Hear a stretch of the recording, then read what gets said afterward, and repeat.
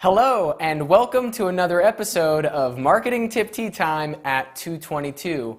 I am one of your hosts, Aaron Zimala, and today we are actually going to be changing up our way that we usually do things. The show's only going to be 15 minutes today instead of 30, and for each question that we ask, there will be a timer for 2 minutes that we'll have. So things are going to go a little bit quicker than usual.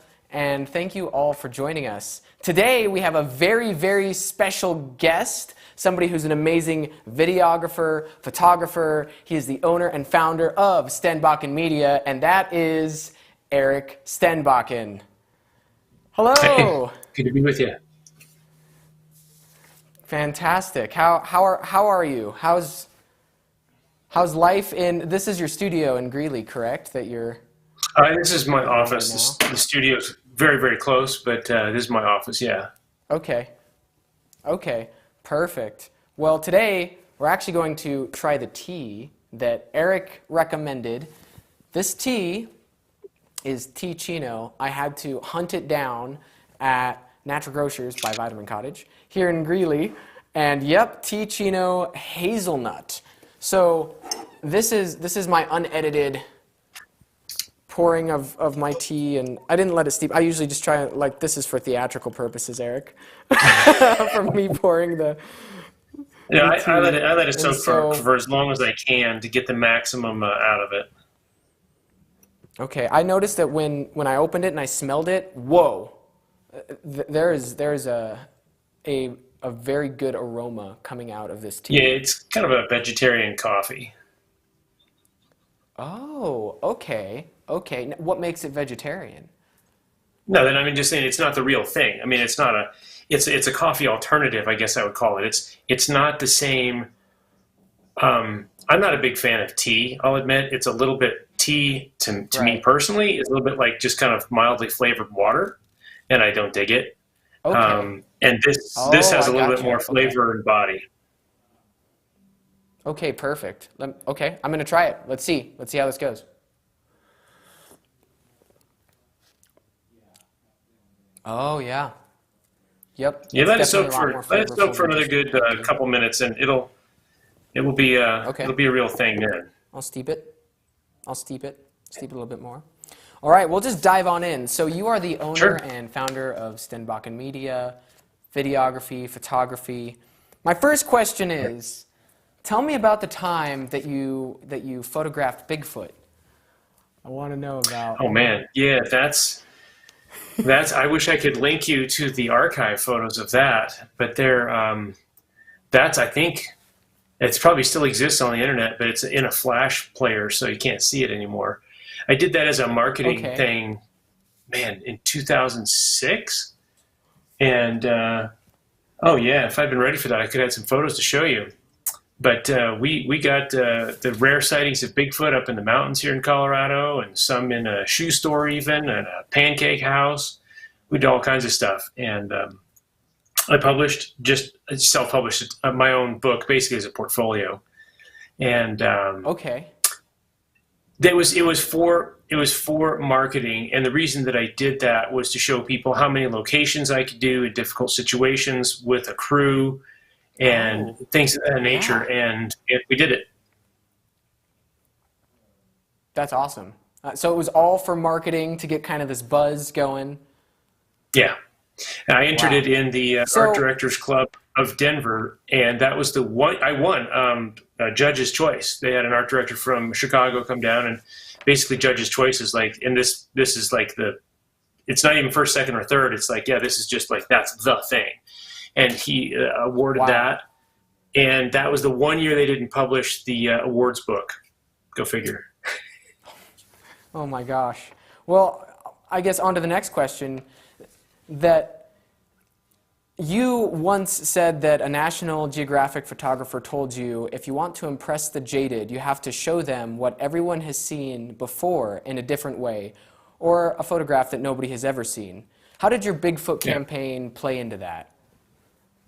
Yeah, because everybody's got a picture of Bigfoot in their head of what they expect Bigfoot to be and what they expect those pictures to be.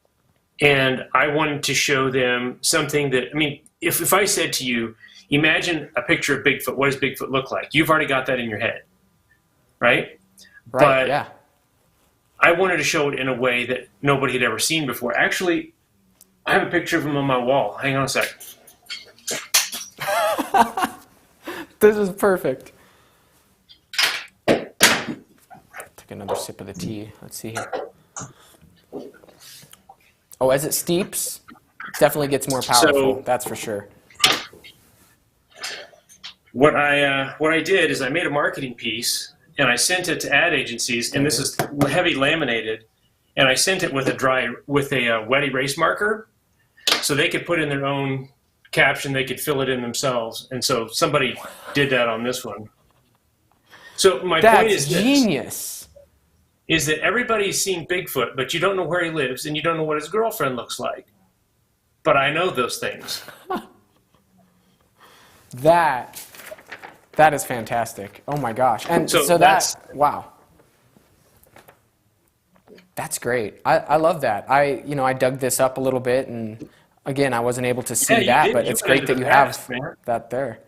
Yes. So, and this National Geographic took me down this path that, you have an acknowledgement in Nebraska under a big red sky by Joel Sartori, and he is one of the most recognized National Geographic photographers of all time, and he's the guy behind the Photo Ark, which is one of National Geographic's best-selling wildlife books. Tell me about your relationship and how you got that acknowledgement. Oh, man. Well, we're friends. And I've got all those Christmas cards on my bulletin board, same bulletin board I had Bigfoot on, ironically. Okay. We became friends because, that's a little bit longer of a story, but basically I cold called him and said, this is 25 years ago, at least, probably, ish. And I cold called him and said, hey, I want to meet you. I've heard you're in town. And would you look at my work? And I went over to his house. It was actually to his farm, and he was painting. I went over my work clothes because I worked as a public relations officer at a college, and I had to dress up for work. And he said, well, come on over to my place right now. And I was like, oh man, I don't have any time to get ready. I don't have any time to prepare anything. And so I just grabbed my portfolio that was sitting right there and drove out to where his farm was. And he said, well, look at your portfolio, but here's a paintbrush. And he handed me a paintbrush and said, start staining my porch. I'm like, well, okay, that's a cheap portfolio review. And so I'm wearing my good clothes and I'm, slopping stain onto his front porch while he's looking through my pictures. And basically, we continued that relationship. And I think it's important to note that I've tried to do this, is when I reach out to somebody, say, hey, how can I add value to you? How can I help you? And establish a friendship that way instead of, give me, goodbye. That doesn't work for the long haul. Wow. My gosh. That's amazing. So, you've made friends with people like that, and then you've also photographed mega famous people, including Bill Gates and Warren Buffett. And a lot of organizations, specifically a lot of universities. So how do you get into that realm? How do you get those kinds of gigs? Well, there's always a long story to the short ending, which is, I got the gig, right?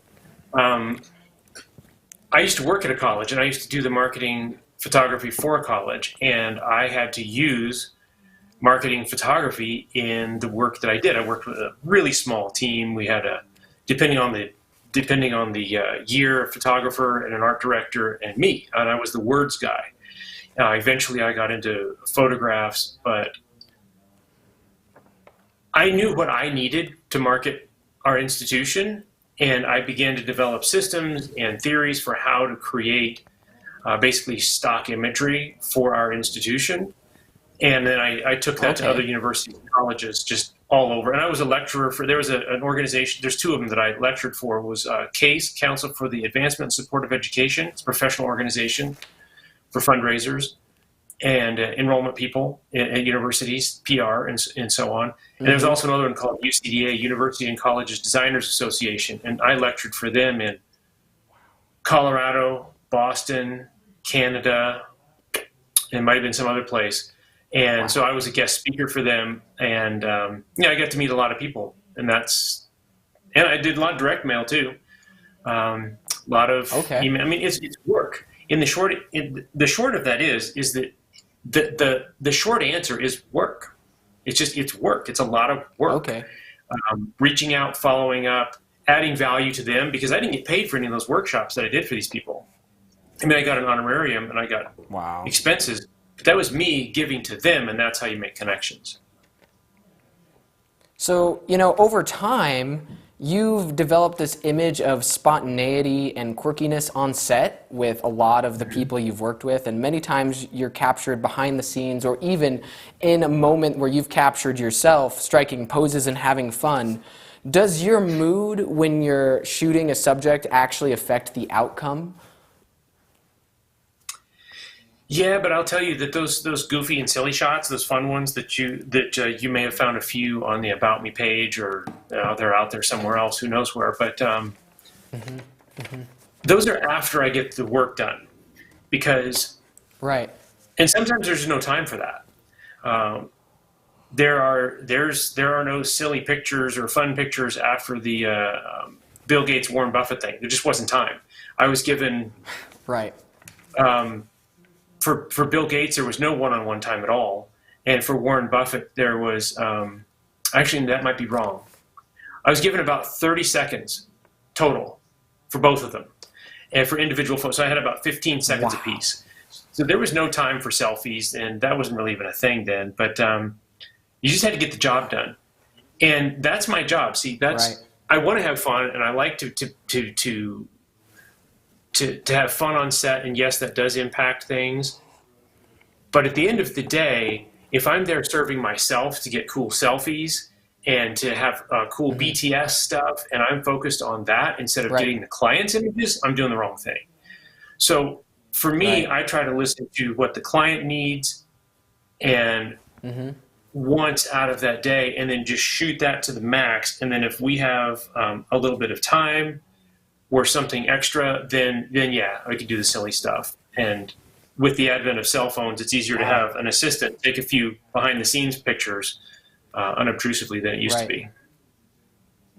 So who's your favorite person that you've taken a photo of?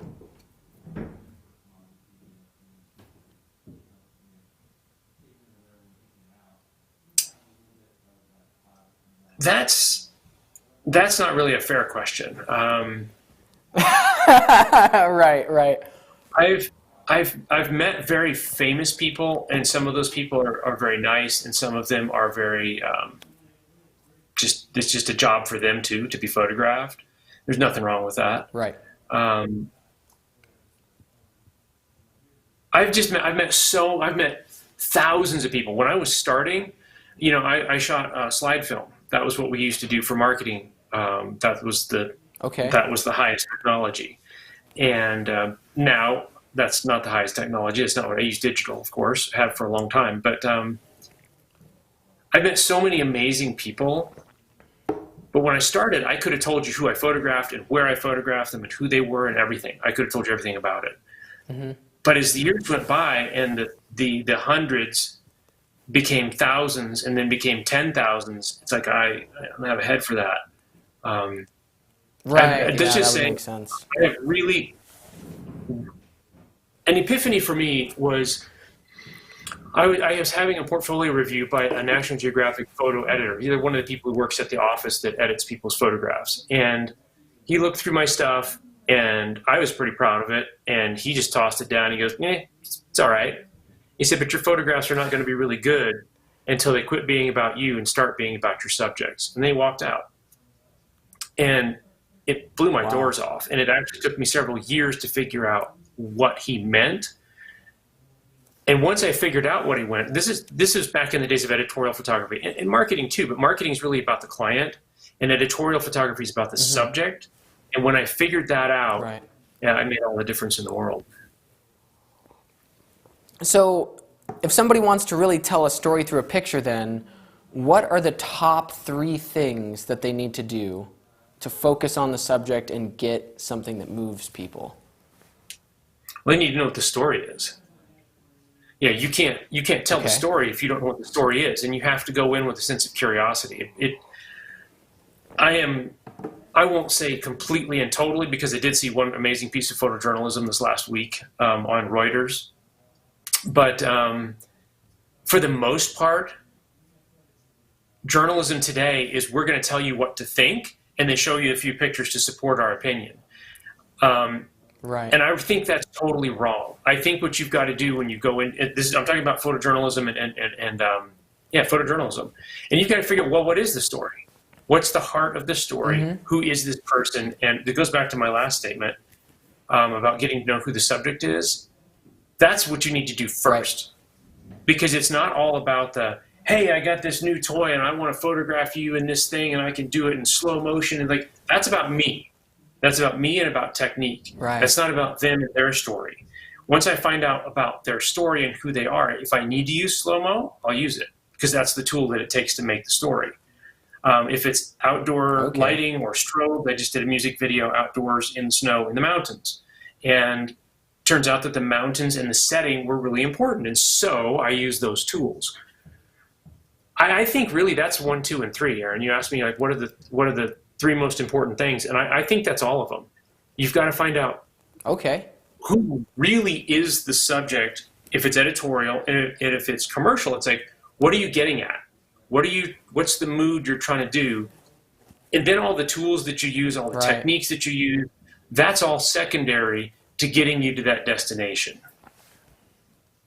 Okay.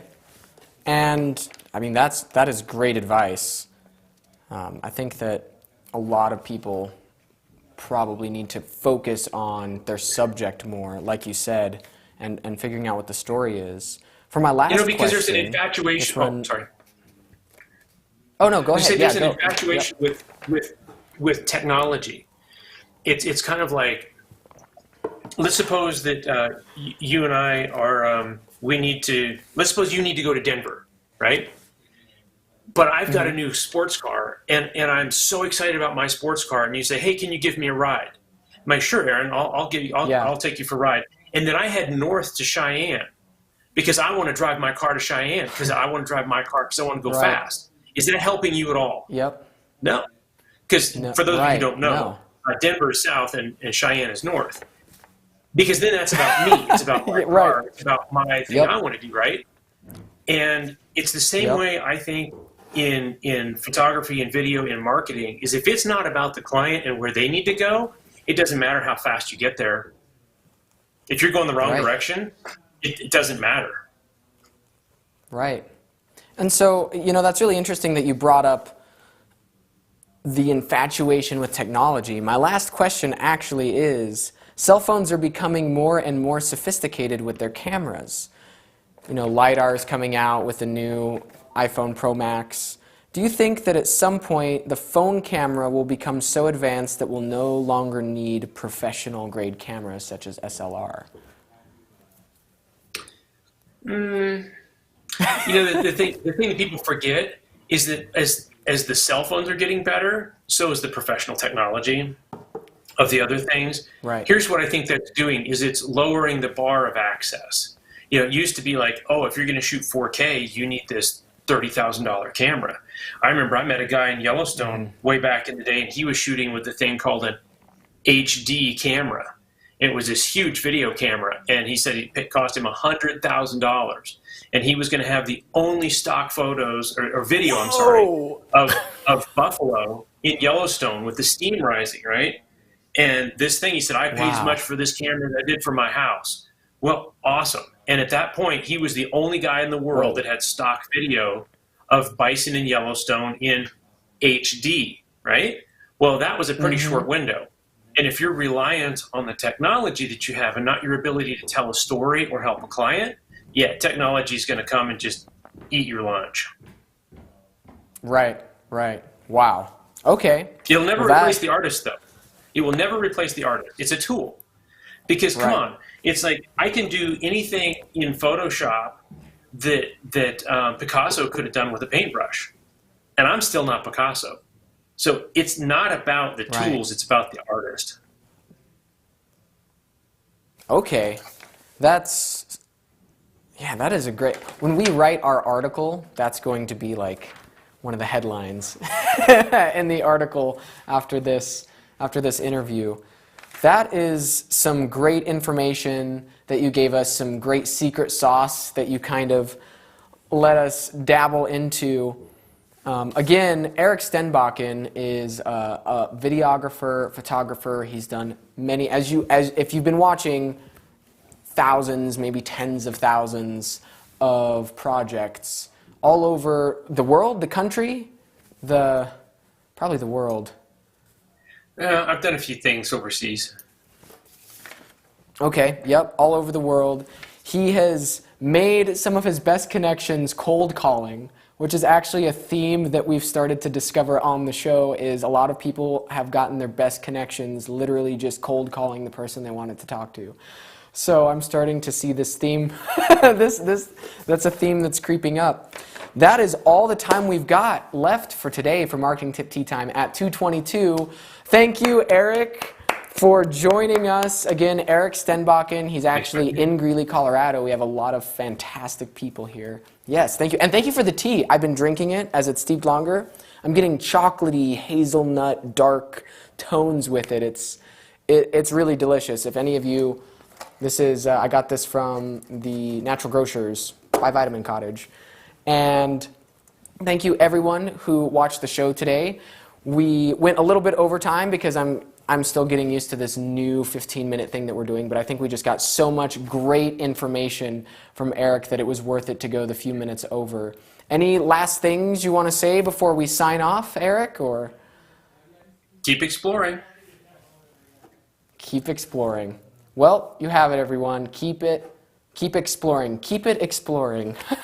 Keep exploring. And we will not have Marketing Tip Tea Time the next 2 weeks because it's going to be Christmas Eve and New Year's Eve. And so we're not going to do Marketing Tip Tea Time on those days. But until next time, which is 3 Fridays in the future, we hope to see you then. And thank you for all of your support. Cheers, Erik. Nostravi. Sure.